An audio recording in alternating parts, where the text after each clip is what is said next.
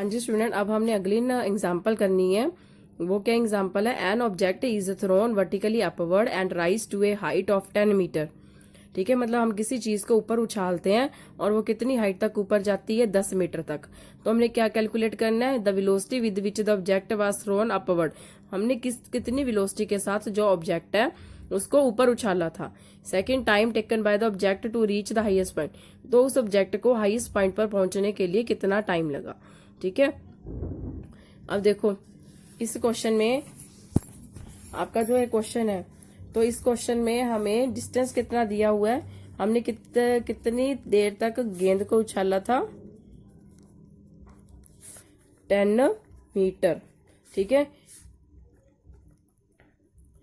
क्योंकि देखो जो आपके यहाँ से जैसे स्टोन है, बॉल है, ये बॉल को आप ऊपर उछालते हो तो ये कितनी हाई मीटर तक जाता है? 10 मीटर तक जाता है। उसके बाद वो क्या जाता है? वापस नीचे आ जाती है। तो उसकी देखो ऊपर जाके पहले वो, जब हम इसको ऊपर उछालते हैं पहले तो वो ऊपर गई, ऊपर जाके एकदम रेस्ट होगी, रेस्ट होने के बाद वो चीज के दोबारा नीचे गिरी। ठीक है, तो जब ऊपर जाके एकदम वो रेस्ट होगी तो उससे हम क्या बोलेंगे? उसकी फाइनल वेलोसिटी। तो उसकी फाइनल वेलोसिटी कितनी आ गई आपके पास? 0 मीटर पर सेकेंड। बिकॉज कोई ऑब्जेक्ट कहाँ पे है? एट रेस्ट पे है, तो उसकी वेलोसिटी कितनी होती है? 0। और हमें पता है एक्सेलरेशन ड्यू टू ग्रेविटी, वो हम कितनी यूज करते हैं? 9.8 मीटर पर सेकेंड। ठीक है, क्योंकि देखो जो आपकी बॉल है वो ऊपर की तरफ उछली थी, है ना? बॉल थ्रो अपवर्ड, जो बॉल है वो ऊपर गई थी, इसलिए जो एक्सेलरेशन ड्यू टू ग्रेविटी की वैल्यू है उसको हम क्या लेंगे? माइनस। माइनस साइन किसके लिए लिया है हमने? माइनस साइन हमने किसके लिए लिया है? ताकि जो आपकी जो बॉल है वो ग्रेविटी के ऑपोजिट ऊपर डायरेक्शन में गई थी। ठीक है, तो हमारे पास इक्वेशन ऑफ मोशन है जो हम यहाँ पे यूज करेंगे। V square equal to u square plus 2as। अब देखो v की फाइनल वेलोसिटी हमारे पास u है, इनिशियल वेलोसिटी हमने पता करनी है। 2 मल्टीप्लाई a की वैल्यू कितनी है? -9.8, और s की वैल्यू कितनी है? 10।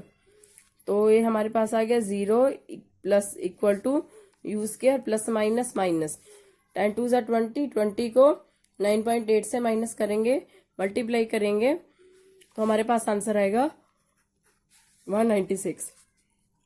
अब ये माइनस वाली टर्म इधर जाके प्लस होगी।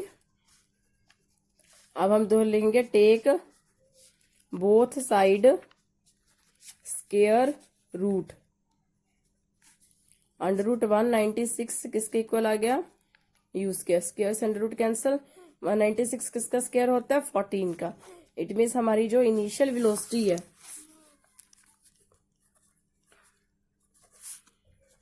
इनिशियल वेलोसिटी आपकी कितनी है? 14 मीटर पर सेकेंड। ओके, तो सेकेंड पॉइंट हमने क्या पता करना था? Time taken by the object to reach the highest point. तो इसके लिए हम इक्वेशन ऑफ मोशन लिखवाएंगे v equal to u plus a t. अब v की वैल्यू 0, u की हमने फाइंड किया 14, a की वैल्यू है -9.8 multiply t। 0 equal to 14 minus 9.8 multiply t, plus minus minus. अब हमारे पास ये आ गया 14, इधर जाके प्लस का हो गया, माइनस का हो गया।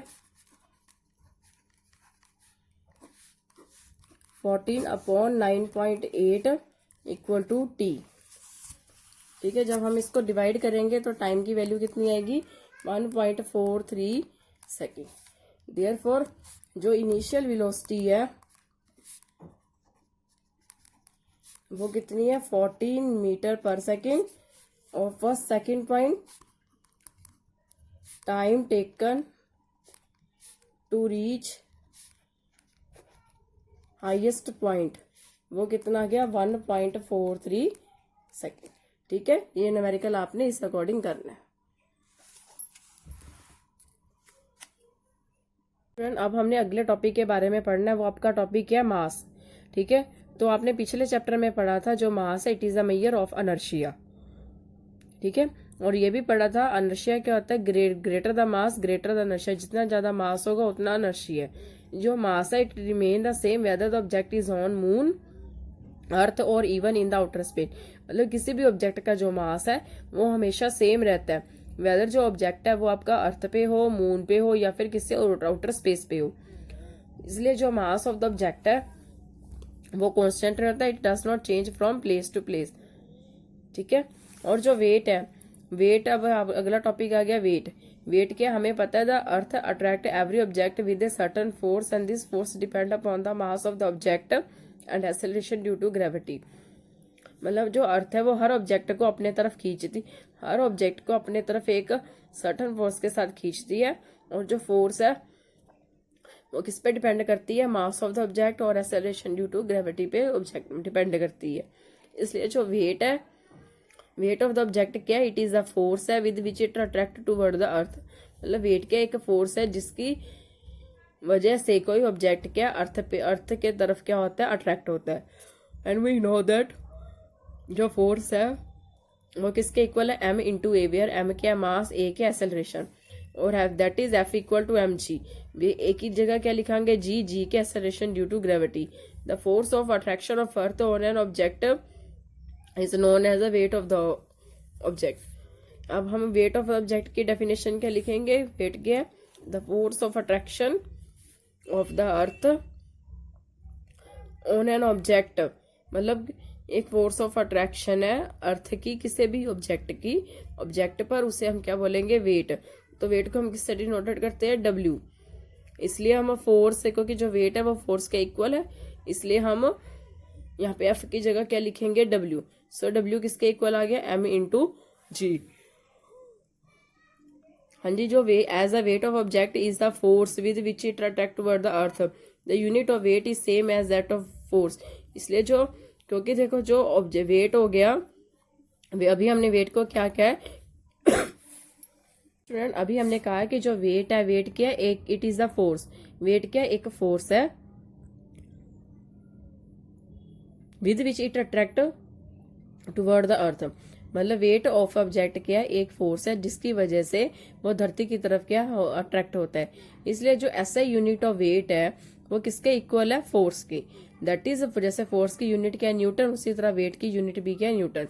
दो वेट क्या हो गया, weight is a force acting vertically downward, it has both magnitude and direction. जो वेट है, वेट क्या है, इज ए फोर्स है एक्टिंग वर्टिकली डाउनवर्ड, क्योंकि कोई भी चीज धरती की तरफ अट्रैक्ट होती है, इसलिए हम क्या लिखेंगे, वर्टिकली डाउनवर्ड।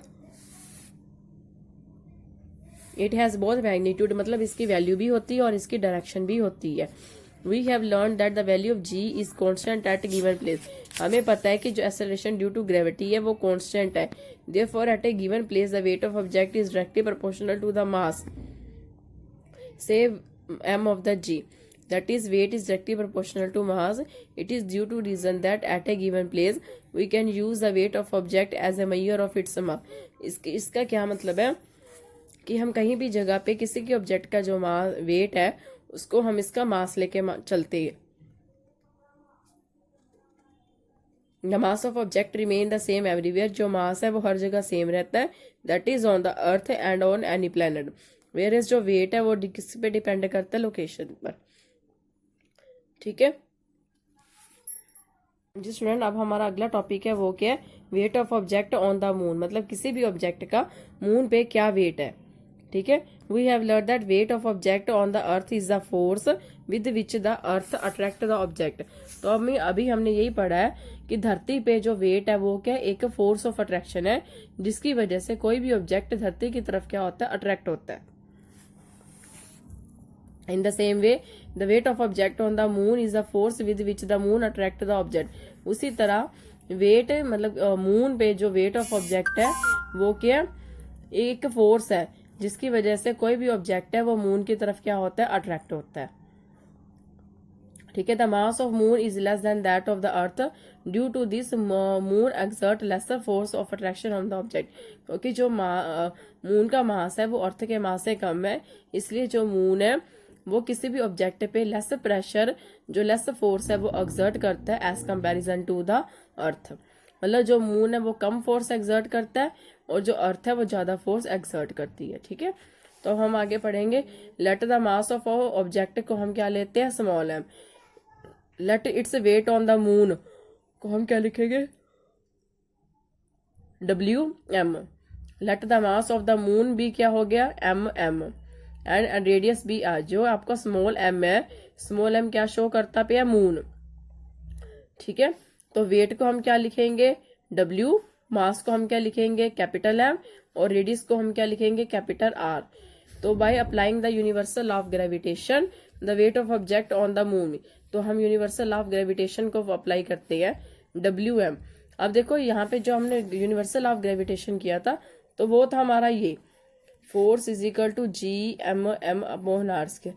हम यहाँ पे फोर्स की जगह W क्यों लिया है, तो अभी हमने पीछे किया है कि जो वेट है, वेट क्या है, एक फोर्स है जिसकी वजह से जो कोई भी ऑब्जेक्ट है वो धरती की तरफ अट्रैक्ट होता है। इसलिए यहाँ पे हमने W की जगह क्या लिख ली, F की जगह क्या लिख लिया, W। ओके, तो WM किसके इक्वल हो गया, GM into M upon R square. Where ये M क्या, मास ऑफ द मून। ठीक है, let the weight of object on the earth be WE। अगर हम उसी ऑब्जेक्ट का धरती पर वेट लेते हैं तो उसे हम क्या लिखेंगे, WE। वेयर E का क्या मतलब है, अर्थ। और मास को हम क्या लेंगे, कैपिटल M। और रेडियस को लेंगे कैपिटल R। तो यहाँ पे हमें दिया गया है सेलेस्टियल बॉडी अर्थ। अर्थ का मास कितना है, 5.98 × 10⁻24 किलोग्राम। रेडियस कितना है, 6.37 × 10⁻6 ग्राम। जो मून है उसका वेट कितना है, 7.36 × 10⁻22। और रेडियस कितना है, 1.74 × 10⁻6। अगर हम दोनों इक्वेशन को कंपेयर करें,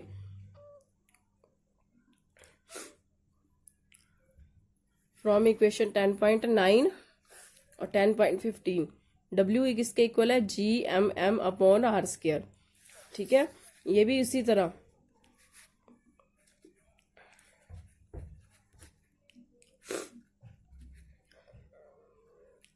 ठीक है, तो अभी मैंने बताया कि जो वेट है वो फोर्स के इक्वल है, तो इसलिए हमने फोर्स की जगह क्या लिख लिया, WE। अब हमने दोनों वैल्यूज फिल करनी है, WM मीन्स मून वाले में और WE का मतलब है अर्थ वाले में। तो WM वाले में करेंगे G। अब यहाँ पे वैल्यू देखो क्या लिखा है, MM into M। 7.36 10⁻22 into M।